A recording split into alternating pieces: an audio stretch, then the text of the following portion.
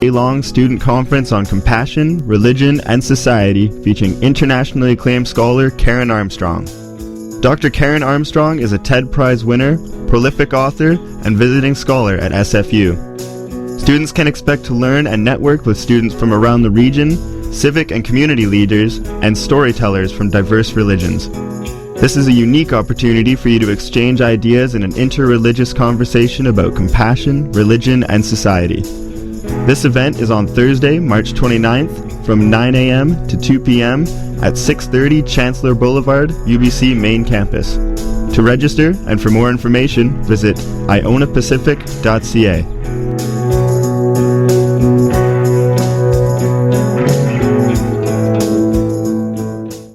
Hey, you know what you're listening to, man?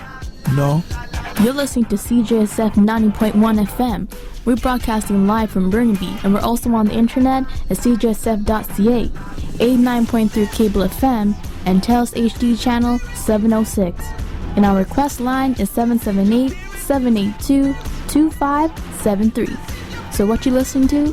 CJSF. That's right.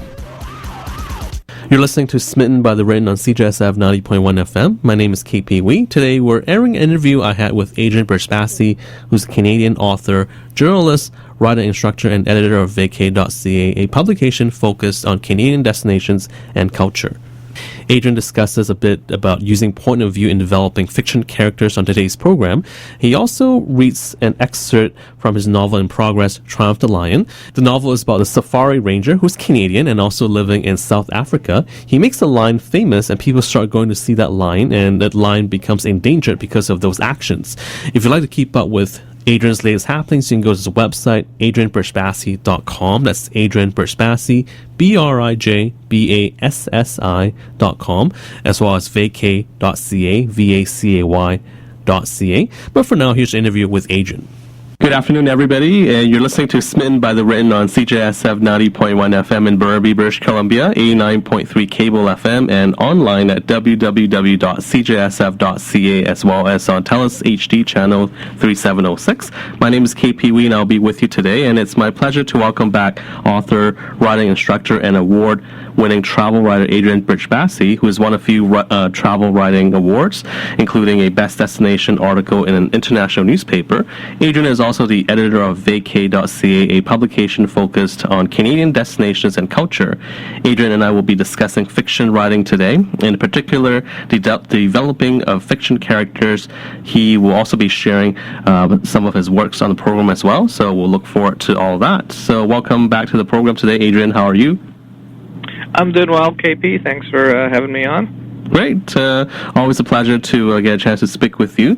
And Adrian, you got some expertise on fiction writing. You've written a few short stories and novels. I believe you were finishing up on a novel titled Triumph the Lion. And we talked about this previously. I believe you mentioned it's probably more difficult to write a short story, if I remember correctly, because you have to squeeze everything into a short amount of writing. Did I get that right? Well, I think it's harder to write a short story well and than a novel, because with the short stories you're really want to make sure your words count, and the characters are so important with short stories, whereas novels are focused on plot, and sometimes you can get away with not having really deep characters and development if your plot is strong enough. And I think you see that a lot with some of the popular best-selling books, whereas in short stories, you're really doing it for the artistic merit of the piece, and you want to make sure those characters are really really hooking emotionally with the readers, and that means developing deep characters. Fair enough. So today we'll talk a little bit about developing of characters. So, and let's say I want to write a novel. How do I get started? Yeah, well, if the very first thing you need to think about is point of view, and is it going to be first person? Is it going to be third person? You have very different stories depending on that decision you make. So that's the first choice, and the most important one is whether it's being told from an individual who's only seeing what you as the writer allow them to convey to the reader, or whether you're offering the point of view of the author or the narrator being third person, where obviously you have the freedom now to bounce from different characters and to offer much more scope in your storytelling than you do with first person. First person is really the point of view is really stuck with that main character, which there's huge advantages to that, but you need to make sure you know what the advantages and disadvantages of doing both are, and what kind of story you're telling. Third person, those books like the Tolkien novels, Harry Potter, those sweeping epics are all told in the third person for a reason. It's because you're able to allow the reader a view into the plot from more than one person, from more than one character, and that's a key thing. Right. Now, I would assume, I could be wrong, but if one were to write like a mystery novel, then first person might work best. Or first person mystery novels are kind of fun in that the first person and third person can work well. Right. The good mystery novels they tend to be written in first person. I think like some of the Dashiell Hammett books and Agatha Christie books, and first person is always good because you develop a character and people get to hook in with that character, and you can create a series from them if it's a strong enough person. But with the mystery novels, you can have it in third person, whereas the writer you're able to show multiple sides of piece, and that you can even show the villain side, and that can make it kind of fun as well. Good stuff. We're speaking with Adrian Brijbassi today on the Smitten by the Written, and we're discussing about developing a fiction characters. So, how many characters would be ideal? Is there such a thing in terms of a guideline, in terms of like the number of characters a good novel should have?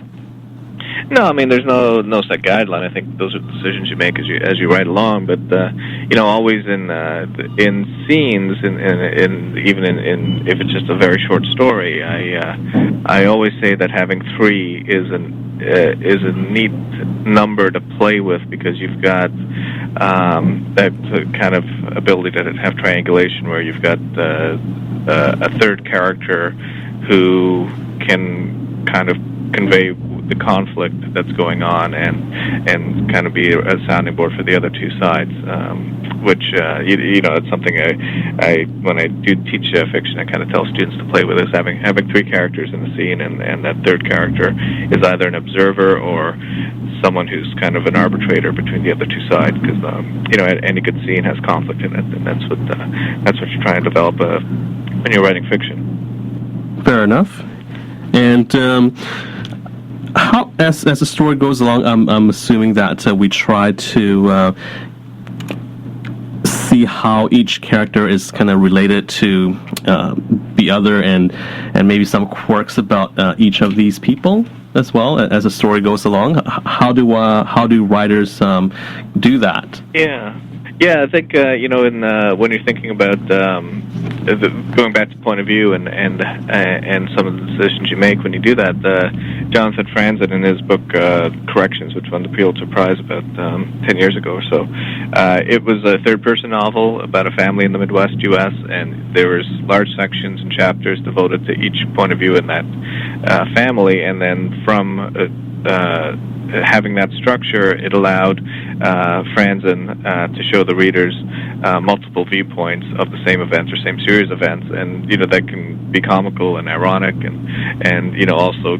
kind of engages the reader in a way that they get to see the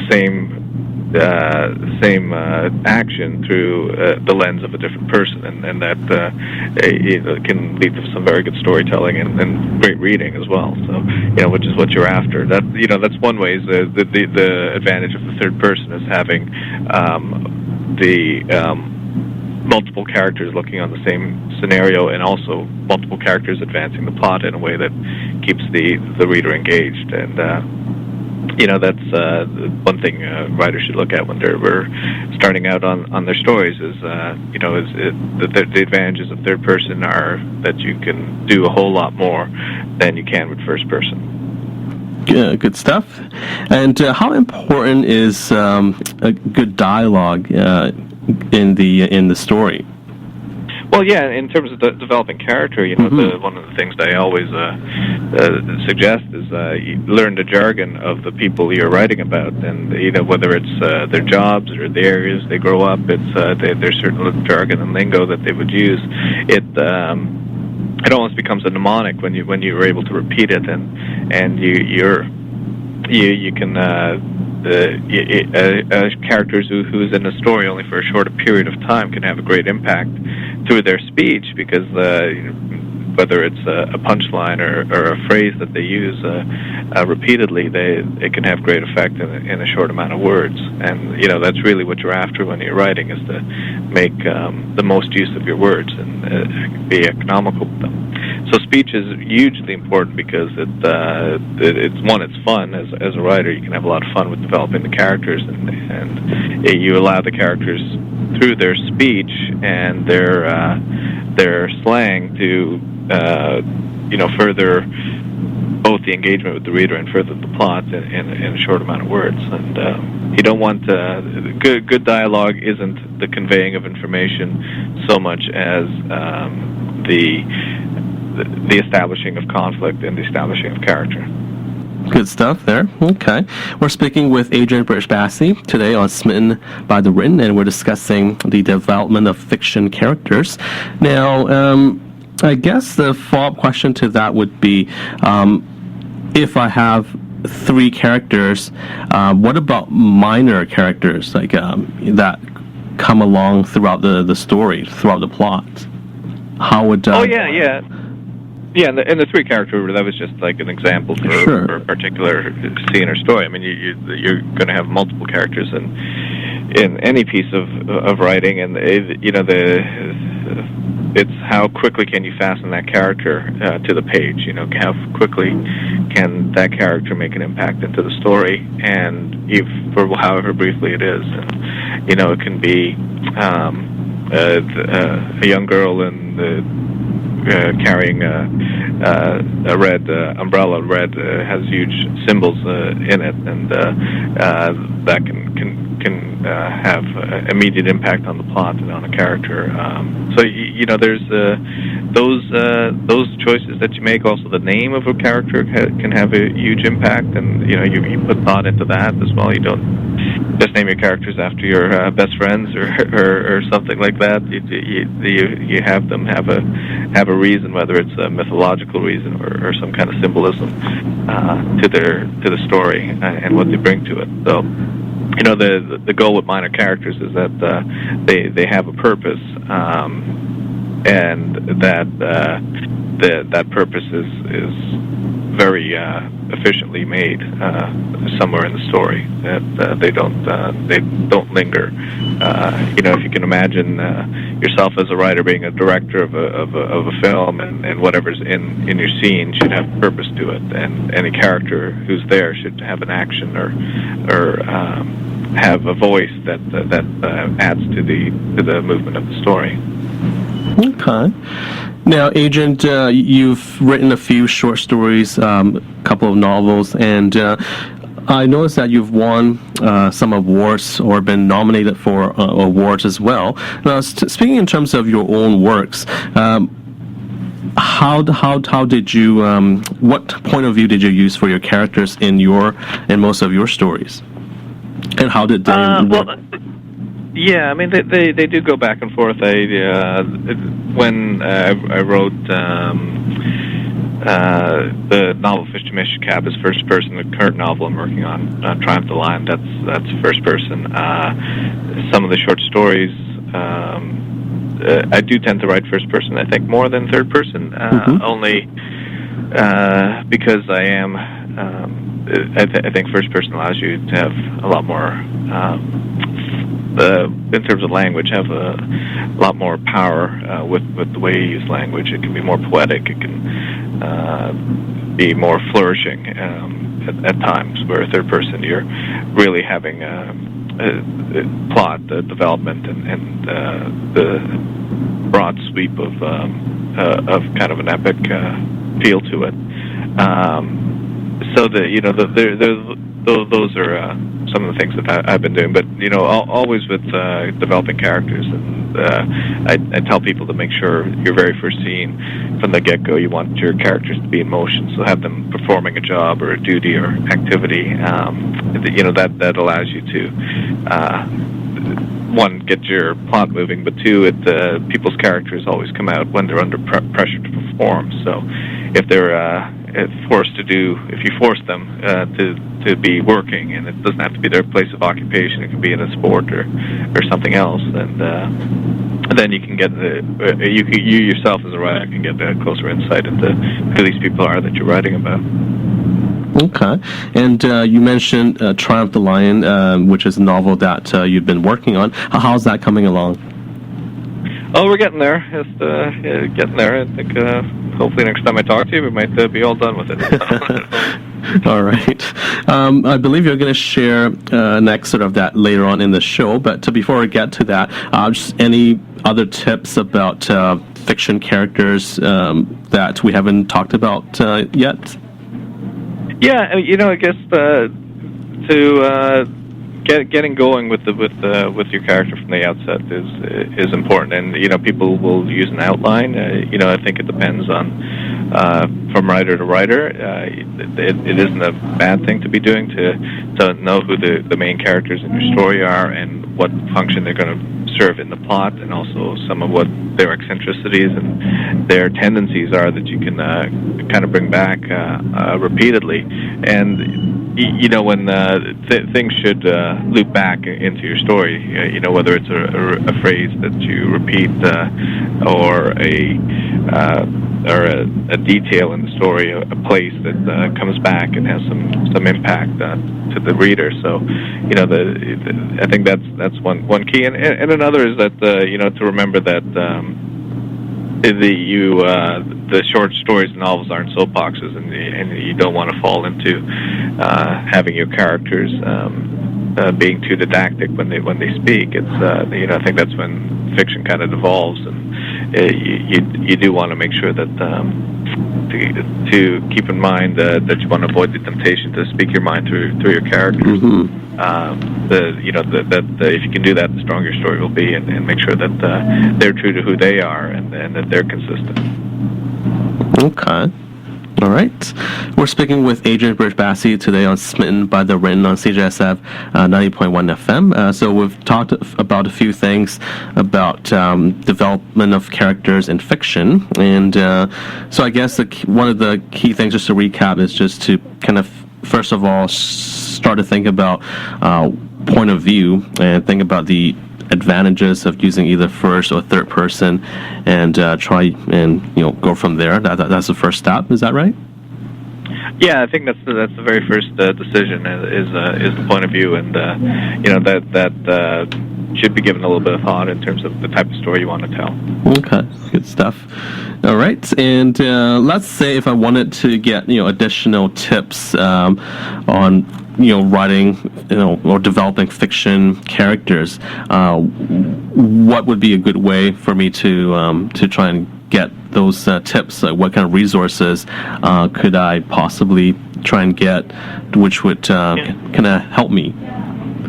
Well, there's nothing that beats getting feedback from an editor, right? Mm-hmm. That's the one thing that you want, and you can get that through a good class. I think I taught you at Vancouver Community College and some others, and it's going to that school for that program, or finding another program in whatever area you are. That is always good. Is you need feedback to grow as a writer, and having your work read and critiqued is the best way of development. There's all kinds of tools on the internet, of course, that you can pick up all kinds of tips, but until you actually get down in writing, it's very important to get credible feedback on your work, and that's much harder to find than getting it than just getting the tips and those sort of information. Okay. All right. So Adrian, I guess you'd like to share with us another excerpt of Triumph the Lion today, and maybe tell us a little bit about what the novel is about, and go from there.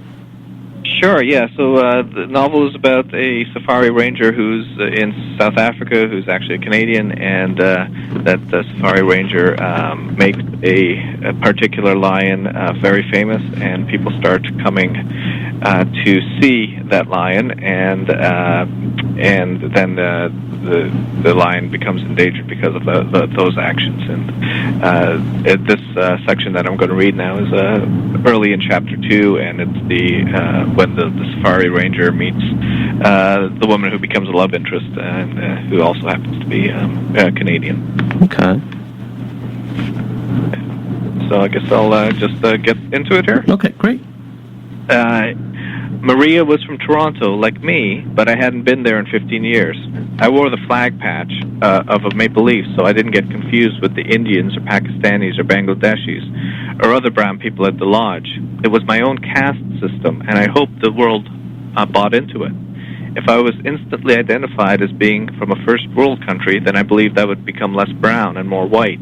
If my Canadianness were indeed to trump my Indianness, then I would be considered more regal and sophisticated, even more so than Amir, a citizen of the United Kingdom, but one with an accent that placed him in Gujarat, as did his mannerisms, whether it be a habitual head wobble he just couldn't control or the inevitable namaste he gave to guests upon their departure.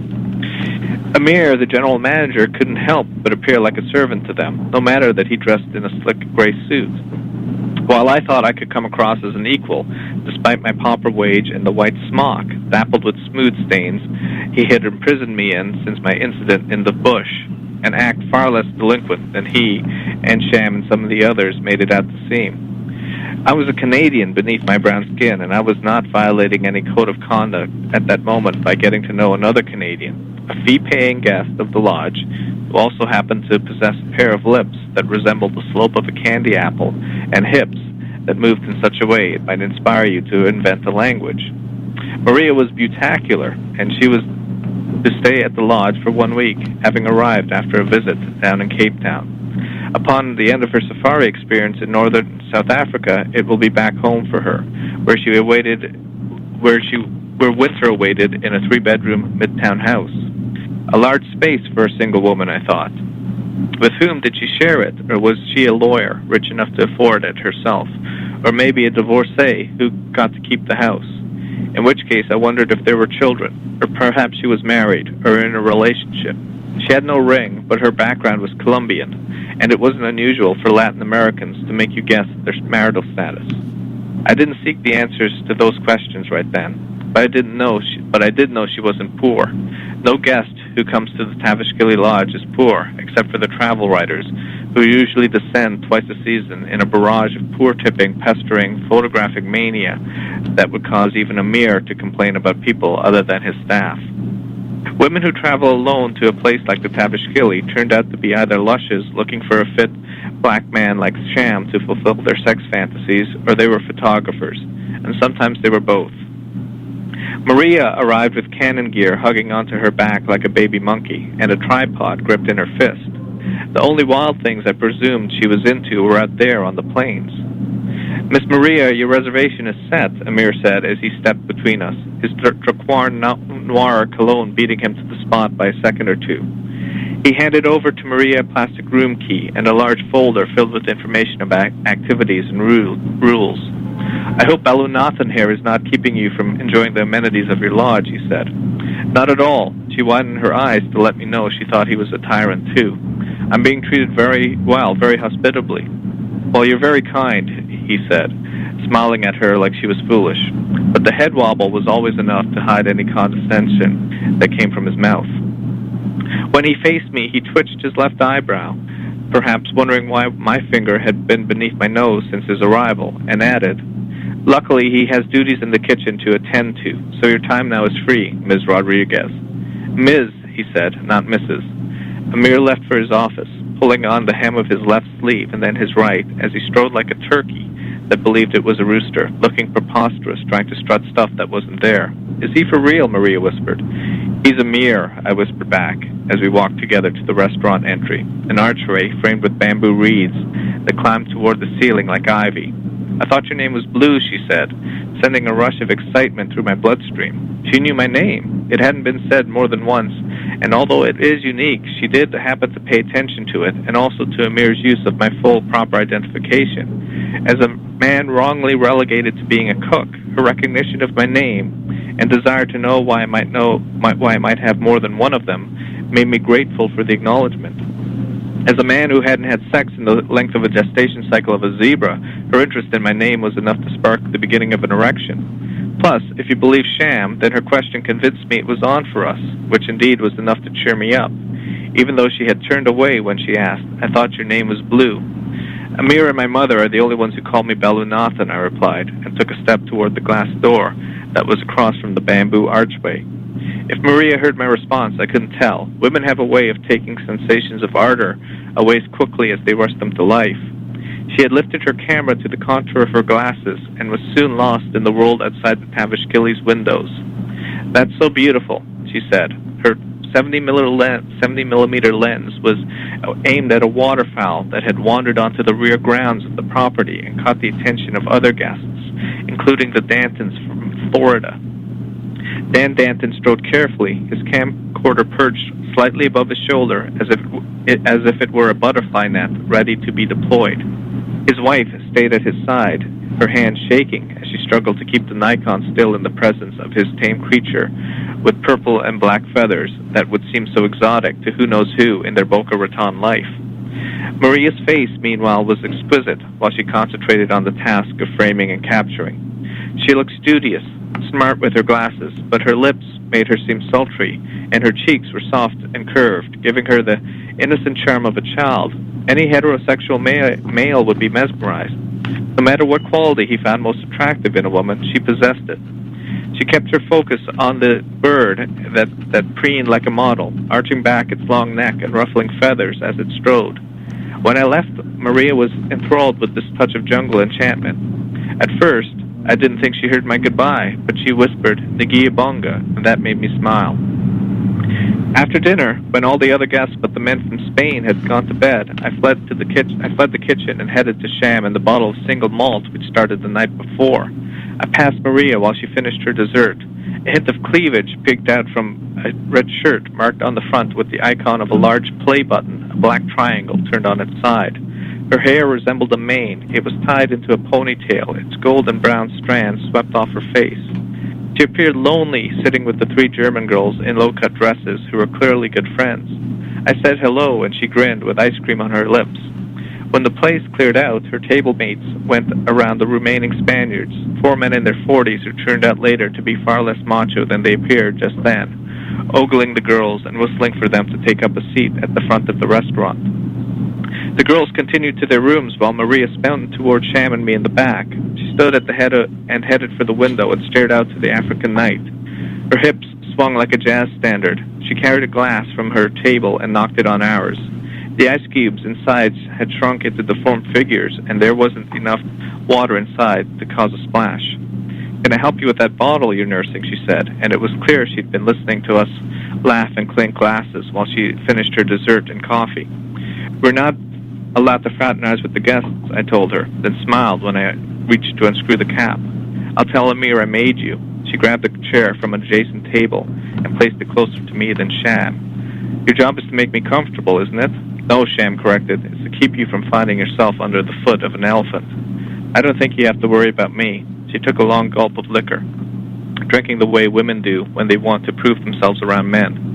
A rolled-up sleeve, dangling cigarette, and tattoo of an anchor on her biceps were all that were absent. She may not have realized that she showed us plenty just by walking over. Easy there, Sham said as he poured her some more. This stuff is not cheap, and there isn't enough of it in this part of the world. Maria leaned into the table, and gazed at the window, which reflected us in the frame, our faces appearing slightly longer, as if our muscles had been torn, stretched. So, what do you know about the